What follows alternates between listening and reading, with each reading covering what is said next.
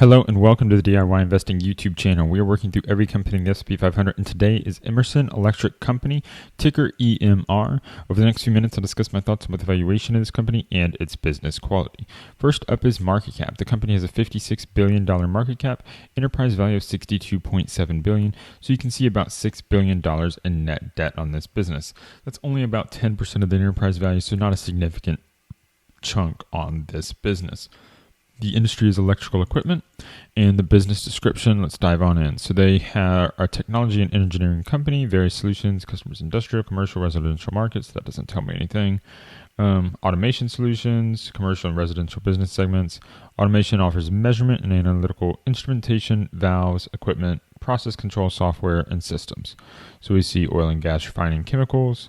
Commercial and residential offers commercial heating and air conditioning products, compressors, flow control devices, Wi-Fi thermostats, monitoring equipment.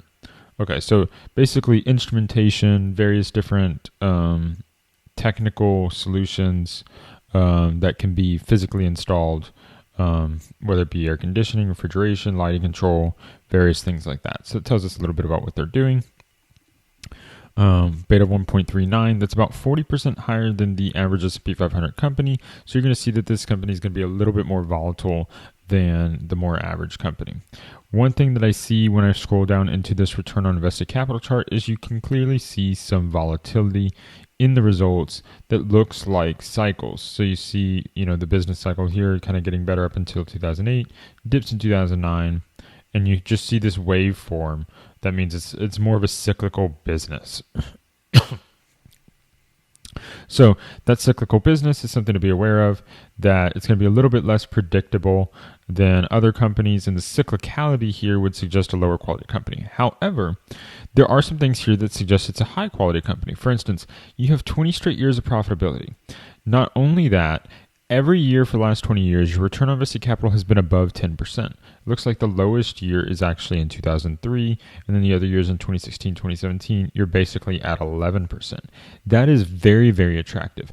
Not only do you have the 20 straight years of profitability, those 20 straight years of 10% or more return on invested capital means that you have a very strong floor on what you can expect as a shareholder in terms of the capital returns that you're going to get. So I really like seeing that. This is an absolute sign of a high quality company, that you're just bouncing between these 10 and 20% bars and would meet exactly what I'm looking for from a return on invested capital standpoint. The other thing that I think is really attractive is you're turning this 13% average return on invested capital into a 24% return on equity. I like this number to be above 15%. Once it gets above 20%, you start to get in a really nice territory where everything's going to fall to the bottom line very well. You don't need to retain a lot of earnings in order to grow, and that's very good for the long-term returns for you as a shareholder. If you want double-digit returns, then this is going to be very easy for you to get double-digit returns with these types of returns on invested capital. The PE ratio also seems reasonable. You have a PE of 17.4. So again, I like to buy companies with a PE of 15 or less. This is a little higher than that. It's not necessarily clear that this is too high. A lot of it's going to depend upon what's your earnings growth rate, what's your revenues growth rate, and that would drive whether this is overvalued, fairly valued, or what have you. Now, on the surface, the revenue growth doesn't look amazing. We see negative 2.2%, and that's actually quite poor. A declining business is not attractive. But what I have to wonder is, a lot of this is driven between the look-back period from 2013 to 2022. You can see the $24 billion in revenue in 2013, $19 billion in 2022, and that's driving a lot of this negative revenue growth. However, it's possible that this could be due to some other things. Maybe there was a spinoff or something along these lines in 2013 that drove this big change in revenue. That would be a reasonable reason for this big change, for this negative 28% drop here, and that could be one of the reasons we're seeing that difference. If you go from 2014 to 2019 to 2022, you do see growth. You've gone from 17 billion to 19 billion. It's slow growth, basically on the range of maybe, a couple percent a year, low single digits, 2%, but it is growing. However, you do see 3 years in a row of declining revenue, and that's a little bit of a concern. You see from 2014, 2015, 2016, you were drawing down each of those years in revenue. Again, this is a problem with the cyclicality of the business, is that some years are going to be better than others, but I would prefer to see that cyclicality on an operating profit basis and not necessarily on a revenue side. It's really hard to manage around declining revenue, just because your costs are very hard to go down. And so when you have revenue declines like this, it becomes very difficult to manage the business. And one of the concerns you would have is, like, if you look at the operating profit in 2014, you have $3.5 billion. In 2022, $3.5 billion. So the operating size of this business has not improved. You basically are flat in terms of your operating profit across the decade. And that's a little bit of concern, because it means 100% of the return for me as a shareholder is going to be coming from my dividends that I'm receiving, maybe some EPS growth through buybacks. Now, it does seem like you have some buybacks, because you've seen, although your operating profit's flat here, you do have a growth in EPS from 276 to 541, which is about a 7% growth rate over the decade, because it doubled once a decade. That is what we see here with EPS. Although I am wondering how they achieve that with the top line numbers being as poor as they are. They're certainly helped by this high return on invested capital, but we're going to have to dive into an income statement and balance sheet to really understand that piece. If you're enjoying this video so far, hit that like button. Don't forget to subscribe. Your likes and subscriptions tell YouTube you're enjoying the content, and I would really appreciate it. Let's go to income statement. One of the things that's impressive is they have been able to lower their SG&A costs over time, from that $5.6 billion to $5.2 billion. Again, one of the big changes is from 2013 to 2014. And from 2014, they're basically flat. That's impressive in the sense that, they've been able to grow that gross profit while keeping the SG&A flat. That's allowed some of that improvement in the pre-tax income line, because they've managed to do that. It's relatively abnormal that you're able to manage down SG&A costs. So it looks like the management team is very well managing their business and their costs. So you do like to see the management do a good job like that. Some of the cyclicality of these numbers is clearly coming from this other non-operating income line. You can see some years are quite negative, some years are quite positive, and that's going to cause some of the fluctuation in the return on invested capital. Some of it, though, is simply the changes in the gross profit due to the changes in revenue, like we saw on the first page. Let's see. Again, every year's operating profit profitable, every year's net income profitable, so that's all a good sign. You can see that some of this EPS growth is definitely coming from share buybacks. Okay, so you start with 723 million shares outstanding.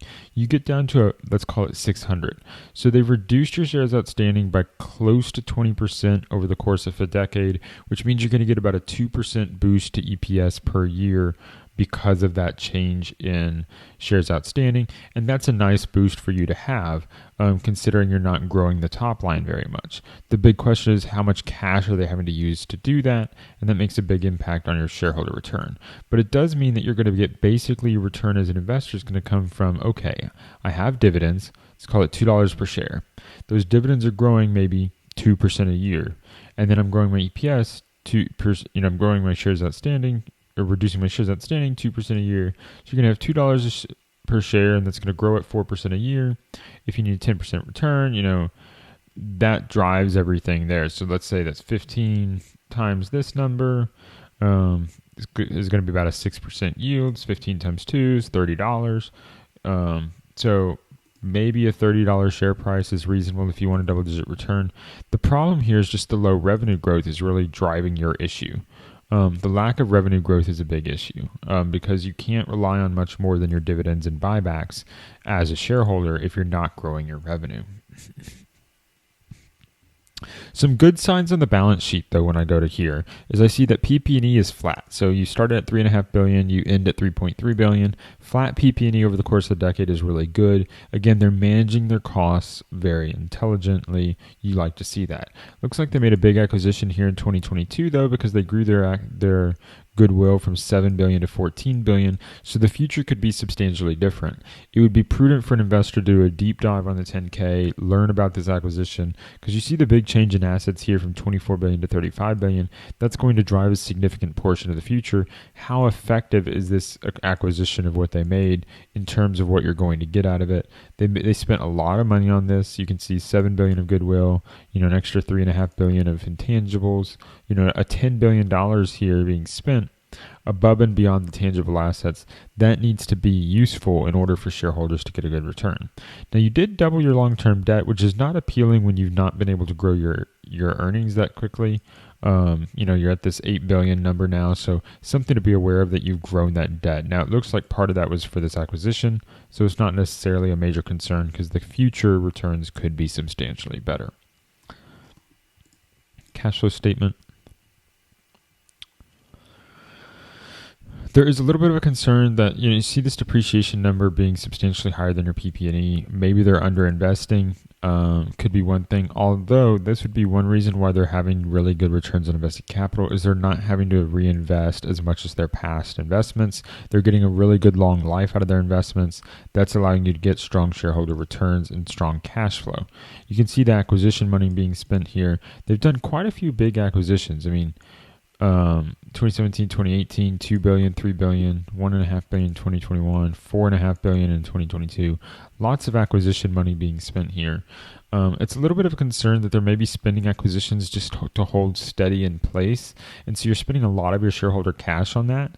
So that's not appealing that you're needing to spend that much money simply to not grow and maintain your spot, because that's more of a defensive. It's kind of like spending on PP&E and not really spending on growth. And I like that you're buying back this much shares outstanding over time, 500 million, 1 billion, 500 million. It's a good amount of money being spent on shares on buybacks. You've not really had to grow your dividend payment because you've been basically growing it at the rate as shares declining. And so that's been a nice way of setting it up. This is a really nice thing you like to see in terms of cash flow management is when your cash paid for dividends is flat, but the actual dividend per share is increasing. That's a really good sign. If we go back to the overview, you see the dividend per share has been increasing even though that dividend payment is flat.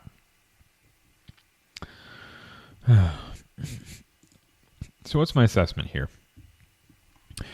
I think this is a high quality business, but like a lot of high quality businesses that get to a big size, like $50-60 billion, is that they get to the point where they've saturated their market and they're not growing. And I think that's what's happened to Emerson. Emerson has clearly reached saturation point for their market. They're a strong business. They have really good returns on invested capital, but they've not been able to execute with growth, and without growth, you can't really reinvest at these rates. So these rates are going to be telling you that the upper end of your potential return is 24%. That's your return on equity. But if you can't reinvest your money, then the 24% becomes irrelevant because you're not growing. So if they were growing their revenue at 5 or 6% a year, this would be an amazing potential investment. But because their revenue is flat or declining, or generously growing at 1 or 2% a year, it's just not as attractive of an investment. If your revenue is flat, no matter how well you manage it, the PE ratio needs to be in the single digits for you to get a double-digit return. And so this would actually mean a PE of 17 is overvalued. And I think this company would be attractive at a PE of like 8, where they're spending a lot of their money on buybacks.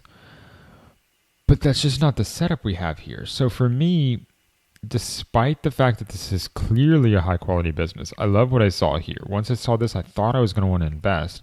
I thought this was going to go on my watch list. I think I'm going to pass because they just don't have the revenue growth. And a saturated business with revenue growth is just a poor potential for double-digit returns. This is probably a great way to get good single-digit returns that's reliable, strong moat, good business, but it's not having that potential to get strong double-digit returns, which is really what I look for. So I'm going to pass on Emerson Electric, but for those that have maybe a lower hurdle rate, it could be very attractive. Thank you for listening, and until next time, stop paying fees, start building wealth.